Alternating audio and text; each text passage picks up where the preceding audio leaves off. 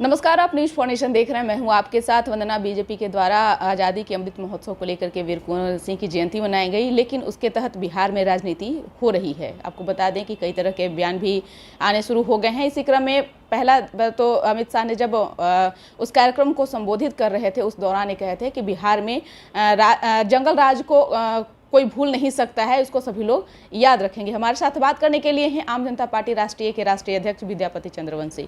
इसको कैसे देख रहे हैं सर? आखिरकार अमित शाह वीर कुंवर सिंह की जयंती को मनाने के लिए आए थे और 75,000 तिरंगे झंडे का उनका जो लक्ष्य था वो भी उन्होंने रिकॉर्ड तोड़ा, और साथ ही साथ उन्होंने ये भी कहा कि बिहार में जंगल राज को कोई भूल नहीं सकता है। देखिए, 75,000 तिरंगा झंडा का रिकॉर्ड तोड़ने की बात गिनीज बुक में आप तो करते हैं, लेकिन एक तरफ आप 75,000 बेरोजगार युवक को जो इस लाइन में खड़ा कर दिए हैं उसका रिकॉर्ड भी आप बना रहे हैं।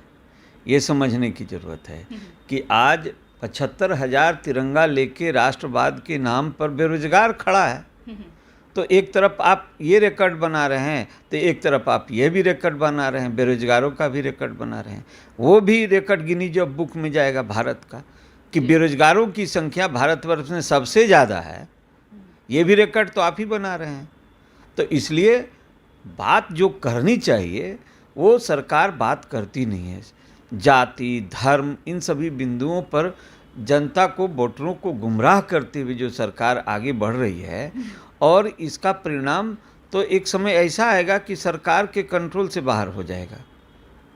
इसलिए चूँकि जो वास्तविक उसकी मूल आवश्यकता है, आप मूल आवश्यकता से किसी को भूख लगा है तो कितना देर आप भूखे रखिएगा, कितना देर झंडा पकड़ा के रखिएगा।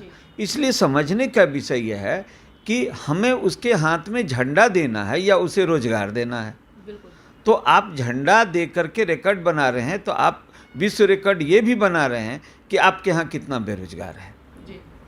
इसलिए मूल आवश्यकताओं की ओर सरकार का ध्यान अगर है तो सरकार भटकाना चाहती है इन सभी कार्यक्रमों के माध्यम से कि ठीक है, श्रद्धांजलि तो सच्ची यह न होगी कि आप कितनी बेरोजगारी आप कम करते हैं, शिक्षा की बात करते हैं, आप बेरोजगारी की बात करते हैं, आप भ्रष्टाचार की बात करते हैं, आप स्वास्थ्य की बात करते हैं, ये सच्ची श्रद्धांजलि है। बिल्कुल, लेकिन जो उन्होंने कहा कि जंगल राज को बिहार कभी नहीं भूल सकता है, इसको कैसे देख रहे हैं? नहीं, ये बात ठीक है। जंगल राज तो देखिए, जब कोई भी किसी भी पार्टी के हाथ में सत्ता आती है तो उसके मुखिया के का जो विचारधारा है, उसका जो आइडियोलॉजी है, उसी पर उसका विकास होता है या उस सरकार चलती है। तो जिस समय जंगल राज की बात वो कह रहे हैं, बात तो उन्होंने जो कहा उठाया है, क्योंकि अभी अब वो इस बात को बीता हुआ 16 वर्ष भी हो चुका है और उससे पहले की बात है। तो उस समय जो युवक थे, जो जन्म लिए थे, आज युवा हो गए, उन्होंने उस राज्य को नहीं देखा है। इसलिए उनके बात तो उन पर इसका असर नहीं हो रहा है।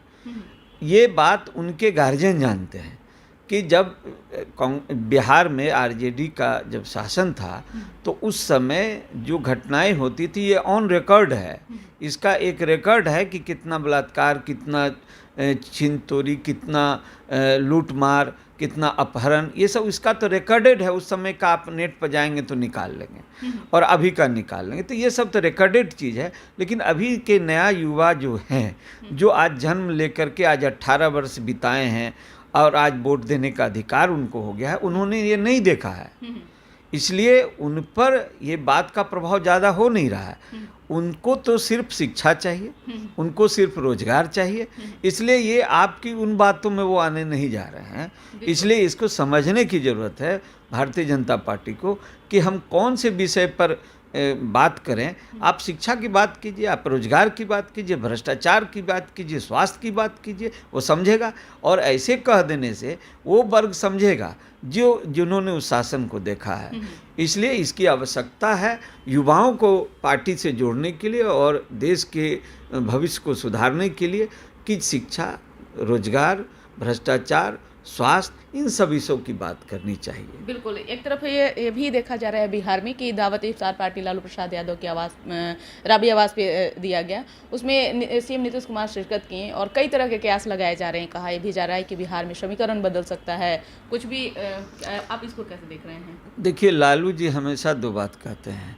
एक ये कहते हैं कि जब नीतीश कुमार बीमार पड़ते हैं तो जरूर कुछ होने वाला है, और दूसरा वो कहते हैं कि नीतीश जी के पेट में दांत है। तो आज क्या वो बात लालू जी का कहा हुआ, एक अनुभवी आदमी अपने हिसाब से जो भी उन्होंने कहा, सही गलत जो भी कहा, आज इफ्तार पार्टी में आ रहे हैं। मैं तो समझता हूं कि आज आरजेडी के वोट बैंक में सेंधमारी करने के लिए नीतीश कुमार जी गए थे। ये मेरा व्यक्तिगत सोच है जी। इसलिए ये कहना कि तेजस्वी को मुख्यमंत्री बनाने के लिए माननीय मुख्यमंत्री जी इस कार्यक्रम में गए थे, ऐसी कोई बात हमारे समझ में नहीं आती है। लेकिन जिस तरह से लालू के बड़े लाल तेज प्रताप यादव ने उस पर मुहर भी लगा दी कि कुछ सीक्रेट बातें हुई है। हालांकि प्रदेश अध्यक्ष जगदानंद सिंह जो है उन्होंने कह दिया कि नीतीश कुमार के लिए कोई पद खाली नहीं है। आखिरकार ये दोनों की बातों में कितनी सच्चाई है? देखिए, जो भी तेज प्रताप जी ने कहा है वो विषय अलग है। सवाल ये उठता है कि नीतीश जी आज बिहार के मुख्यमंत्री हैं, अब उनको लिफ्ट करना है, उनको ऊपर जाना है। उनको वो दावेदार हैं, आज चाहे वो दावा करें या लोग दावा करें या उनके पार्टी के लोग दावा करें कि प्रधानमंत्री के उम्मीदवार हैं, राष्ट्रपति के उम्मीदवार हैं या उप राष्ट्रपति के उम्मीदवार हैं। तो ये सब जो उम्मीदवारी की बात की जा रही है, तो मुख्यमंत्री माननीय मुख्यमंत्री नीतीश कुमार जी इसके दावेदार हैं। बिहार में अब वो कोई ख्वाहिश नहीं रह गया कि हम बिहार में मुख्यमंत्री आजीवन बने रहें। इसलिए सवाल ये उठता है कि लिफ्ट कौन कराएगा? ये किसको इतनी शक्ति है कि माननीय मुख्यमंत्री जी को लिफ्ट करा दे? तो लिफ्ट कराने की बात जहाँ तक है, उसमें सिर्फ एक ही व्यक्ति लिफ्ट करा सकता है, वो देश के प्रधानमंत्री हैं, वो नरेंद्र मोदी जी हैं। और दूसरा न कोई दल न कोई पार्टी उन्हें कहीं लिफ्ट नहीं करा सकता है। इसलिए ये जो आप देख रहे हैं गठबंधन, यूपीए गठबंधन की ओर जो अब बिखर चुका है, उसके तरफ ये इस तरह की बातें, ये सब एक यूं ही फॉर्मेलिटी है जो इसमें वो गए हैं। और उस जाने से चूंकि नीतीश कुमार जी को वोट बैंक का फायदा था और वो सेंधमारी करने ही के ही से विचार से गए थे, क्योंकि लालू जी की जो बात कहे हैं पेट में दांत है, इसको भी याद कीजिए। इसलिए मेरा ये व्यक्तिगत कहना है कि ये जो इफ्तार पार्टी में वो गए हैं, वो तेजस्वी को मुख्यमंत्री बनाने के उद्देश्य से नहीं गए हैं। बिल्कुल। अध्यक्ष जी, मेरा एक सवाल है कि आए दिन आप देख रहे होंगे, खूब चर्चा में भी है, अखबारों में भी है, कई जगह छप रहा है कि नीतीश कुमार जो हैं अपने जो पहले सीएम हाउस में रहते थे उसको खाली करके वो 7 नंबर में शिफ्ट किए हैं। उसमें अगर बीजेपी की अगर कुछ भी ऐसी सहमति होती या कुछ भी ऐसा कुछ रहता तो कोई ना कोई बीजेपी के लीडर जरूर जाते। वो उन्होंने जब पूजा पाठ करवाया था उस वक्त भी कोई लीडर वहाँ नहीं पहुँचे। जब नीतीश कुमार खुद एंट्री कर रहे थे तो वो सम्मान के साथ में ना कोई बीजेपी के महानेता कोई ये थे। आखिरकार ये खिचड़ी किस तरीके की पक रही है? देखिए, एक बात समझने की है, भारतीय जनता पार्टी का जो रोल रहा 2020 के चुनाव में, ये रोल से नीतीश जी बहुत आहत हैं।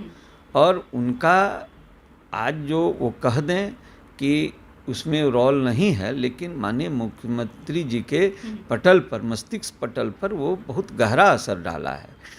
और उस असर का प्रभाव जो है आपको हमेशा दिखेगा और हर चुनाव में दिखेगा। अभी उपचुनाव हुआ उसमें भी दिखा आपको। और ये सब उनके मस्तिष्क पटल पर जो घाव डाला है भारतीय जनता पार्टी ने 2020 के चुनाव में, वो भूलने वाले हैं क्या? वो कभी नहीं भूल सकते हैं इस विषय। ये सारे जो घटनाक्रम आप देख रहे हैं, ये इसी का प्रभाव परिलक्षित होता है। बिल्कुल, बहुत बहुत शुक्रिया सर। तो आप सुन रहे थे कि क्या कुछ कह रहे थे आम जनता पार्टी राष्ट्रीय के राष्ट्रीय अध्यक्ष विद्यापति चंद्रवंशी, जिन्होंने साफ तौर से कह दिए हैं कि नीतीश कुमार दावत इफ्तार पार्टी में पहुंचे भले ही, लेकिन वो तेजस्वी यादव को मुख्यमंत्री बनाने नहीं बल्कि वोट की सेंधमारी करने पहुंचे हैं। साथ ही साथ उन्होंने अमित शाह को भी के ऊपर कहा कि अमित शाह को बेरोजगारी की बात करनी चाहिए थी, भ्रष्टाचार की बात करनी चाहिए थी, शिक्षा स्वास्थ्य की बात करनी चाहिए थी, न कि जंगल राज की, क्योंकि आज के युवा उन सब चीज़ों को भूल चुकी है और उन सब चीज़ों से वो परे हैं, क्योंकि उनको रोजगार चाहिए, उनको शिक्षा चाहिए, स्वास्थ्य चाहिए। तो इस पर ध्यान दे तो ज़्यादा बेहतर होगा। इस पर बस इतना ही। बने रहिए न्यूज़ फोर के साथ। तब तक हमारे चैनल को सब्सक्राइब नहीं किए तो कर लीजिए और साथ ही साथ न्यूज़ फोर के फेसबुक पेज को जरूर फॉलो करते रहिए। धन्यवाद।